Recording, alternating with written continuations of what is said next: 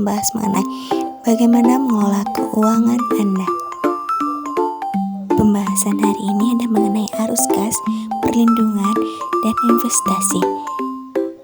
Dalam mengelola keuangan, ada tahap pertama, arus kas. Untuk mencatat arus kas, kita perlu melakukan pembagian presentasi pengeluaran terlebih dahulu. Yang pertama itu ada kebutuhan, yaitu 50% dari penghasilan. Yang kedua ada keinginan, yaitu 30% dari penghasilan. Yang ketiga ada tabungan, yaitu 20% dari penghasilan yang kita dapat. Yang pertama membahas mengenai kebutuhan. Pisahkan 50% pendapatan untuk seluruh kebutuhan primer. Kebutuhan tersebut meliputi pangan, sandang, dan papan. Pastikan kebutuhan primer tidak melebihi 50% dari pendapatan kita sendiri. Lalu mengenai keinginan, 30% berikutnya bisa kita alokasikan untuk keinginan kita. Misalnya membeli barang yang kita inginkan, tetapi tidak boleh melebihi 30%. Jika tidak terpakai, dananya bisa dialokasikan untuk tabungan.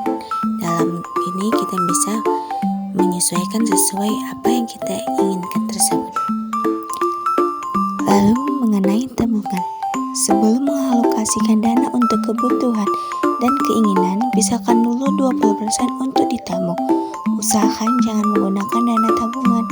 Dana tabungan akan digunakan untuk langkah selanjutnya.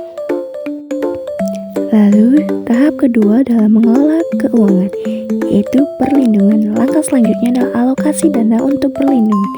Dana perlindungan tersebut diperoleh dari 20% tabungan yang kita sisihkan setiap bulannya. Jika dana tabungan sudah mencapai 6 kali gaji, kita bisa masuk ke langkah kedua.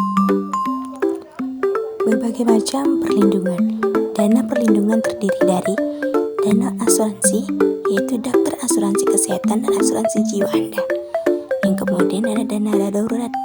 Dana darurat yang harus tersedia agar aman minimal 3 kali lipat penghasilan kita setiap bulan.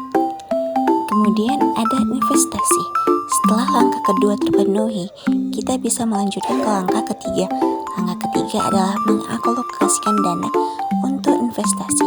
Untuk penghasilan tidak begitu besar, kita bisa memilih investasi berikut ini, yaitu investasi pada sesuatu yang menghasilkan pendapatan.